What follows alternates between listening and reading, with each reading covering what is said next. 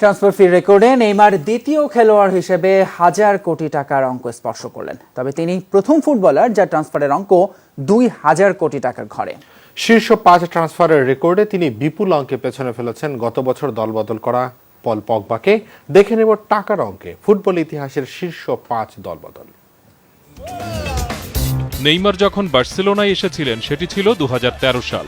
সেই সময়ের হিসেবে প্রায় 850 কোটি টাকা ট্রান্সফারে ব্রাজিলের ক্লাব সান্তোস ছেড়েছিলেন তিনি। সেটি ছিল ওই সময় রোনালদোর পর টাকার অঙ্কে দ্বিতীয় বৃহত্তম দলবদল। তবে 4 বছর আগে নেইমারের বার্সেলোনায় যোগ দেওয়ার ট্রান্সফার রেকর্ড এখন আর শীর্ষ 5-এ নেই।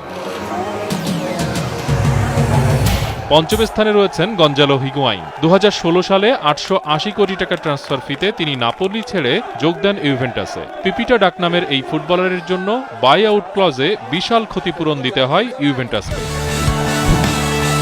একসময় রেকর্ড হোল্ডার ক্রিস্টিয়ানো রোনালদো এখন 4-এ, কারণ তার দলবদল সেই 2009 সালে। প্রায় 8 বছর আগে ম্যানচেস্টার ইউনাইটেড ছেড়ে রিয়াল মাদ্রিদে যোগ দেন তিনি 920 কোটি টাকা ট্রান্সফার ফিতে। রিয়াল মাদ্রিদে খেলা ওয়েলশ ফরওয়ার্ড গ্যারেথ বেল আছেন তিনি টটেনহ্যাম থেকে রিয়ালে যোগ দিয়েছিলেন 2013 সালে। ট্রান্সফার ফি ছিল সে সময়ের রেকর্ড 980 কোটি টাকা। বেলকে টপকে পল পগবার শীর্ষস্থানে থাকা টিকল মোটে 1 বছর। গত বছর 1020 কোটি টাকা ট্রান্সফার ফিতে ইউভেন্টাস থেকে ম্যানচেস্টার ইউনাইটেডে পাড়ি দেন ফরাসি তারকা পগবা।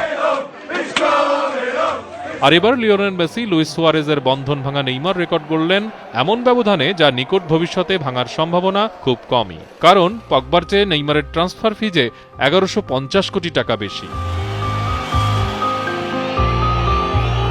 মনজুর মোর্শেদ, যমুনা স্পোর্টস।